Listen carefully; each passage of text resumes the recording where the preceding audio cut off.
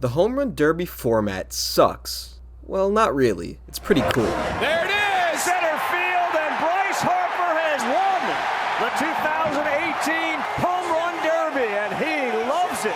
But I have a few major issues with it. I'll be looking mainly at 2 rounds of the Derby, one old and one new. For the new, I picked the 2021 Shohei Ohtani vs Juan Soto round at Coors. It was a fantastic matchup between 2 of the best and brightest stars of the game, each with incredible power from the left side. They tied in regulation, went on to an overtime swing-off, and then tied in that too. Soto eventually prevailed in the second round of overtime. While this round was intense, urgent, and overall super exciting, I can still use it as a means to convey my issues. The biggest problem by far is that there's no way to admire the homers. We are at Coors Field using 2019 juiced balls, and 2 of the strongest hitters in baseball are planting homer after homer in the upper deck.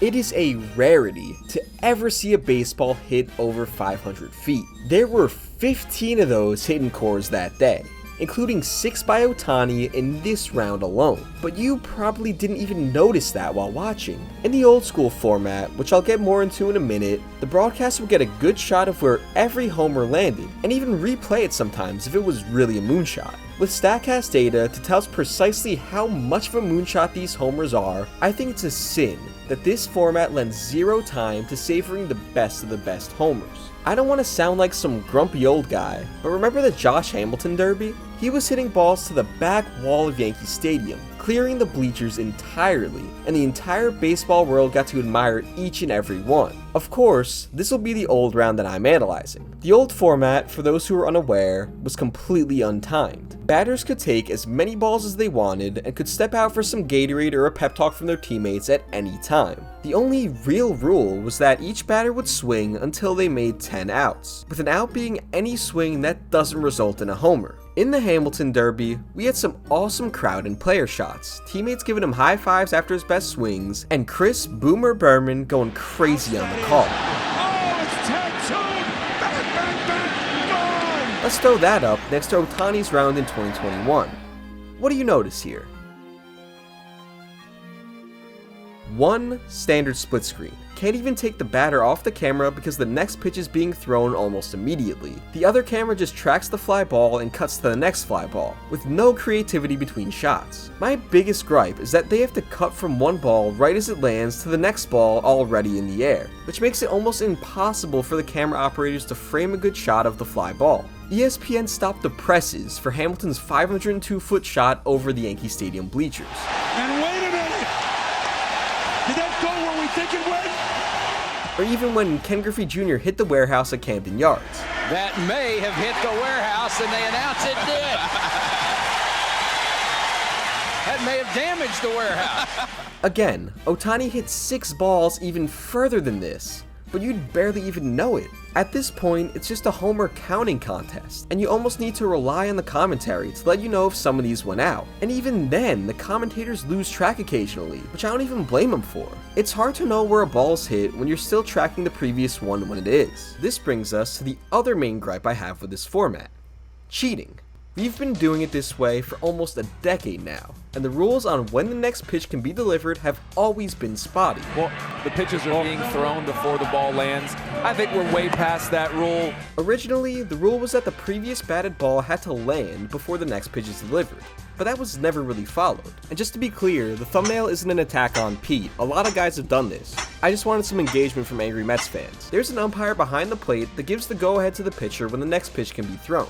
The official wording of the rule is as follows: the lead official positioned near home plate will determine and notify the pitcher when he or she can throw the next pitch to the batter. The official will base the determination on, among other things, the location on where the batted ball is hit and whether, in his or her judgment, it is clear that the batted ball will or will not result in a homer.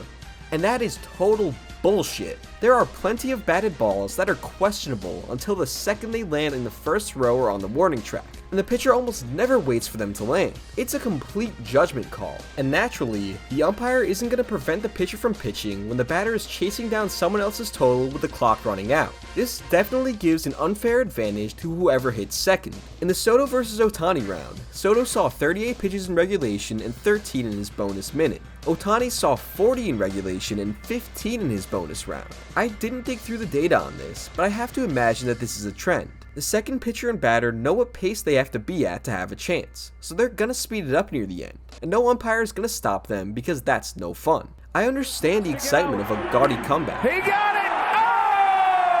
Oh! He tied him! But I do think it's a little cheap for the second hitter to always have the upper hand. So how do I, the great mind of baseball YouTube, propose to fix these things? Well, it's pretty simple. We just go back to the old format.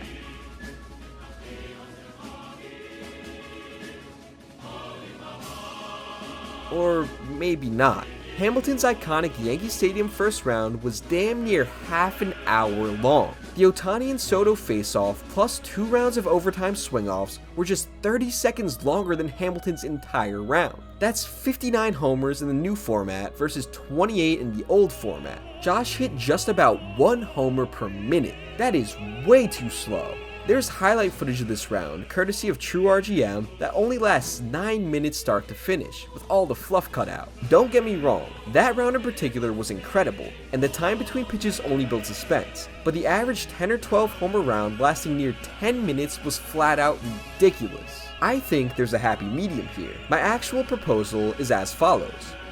Each player gets 25 pitches per round. Players still get one 45-second timeout. Every homer hit over 450 feet earns the player a pitch back, and every homer over 500 feet earns 2. And just to be clear, there's no bonus round. These pitches are tacked on to the end of each regulation round. But most importantly, there's a 7-second pitch clock from the time the ball hits the ground or lands in the stands. If a pitch isn't thrown before the clock expires, the batter loses that pitch. Let's dive into this. First of all, every player getting the same number of pitches evens the playing field. Second of all, this gives a huge incentive boost to players that hit moonshots. I want guys with the most raw power winning this thing. Max EV Chads like Ronald Acuna, Ohtani, and Rowdy Tellez. Not puny pull fly ball merchants like Arenado and Simeon. Guys hitting the real tanks will have a chance at continuous bonus balls. And again, this all works because of the pitch clock. A standard 25 pitch round would be around 5 minutes on average, including the timeout. With the bonus being continuous rather than an entire new round, we're probably looking at just around the same time per batter, if not even shorter. The biggest benefit for me would be the ability to see each homer in its full glory. Camera operators wouldn't be scrambling from pitch to pitch every 3 seconds. They'd actually get to give you an idea of where the ball was landing. As I'm wrapping this up, I just want to clarify that I still think the Home Run Derby is far and away the best all-star skills competition in all of sports, and the MLB All-Star Game is the best all-star game in pro sports. I really do still love the current format, and I'll still be enjoying it regardless. Yeah, though.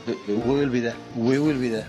Will be there. But that doesn't mean there's no room for improvement. The old format was too slow and lethargic, and the new one is too quick and arcadey. Let me know in the comments what changes you'd like to see in the Home Run Derby in the future, and let me know what you think of this proposal. If you like this video, make sure to subscribe. It's free, only takes a click, and over 90% of you aren't subbed. Thanks!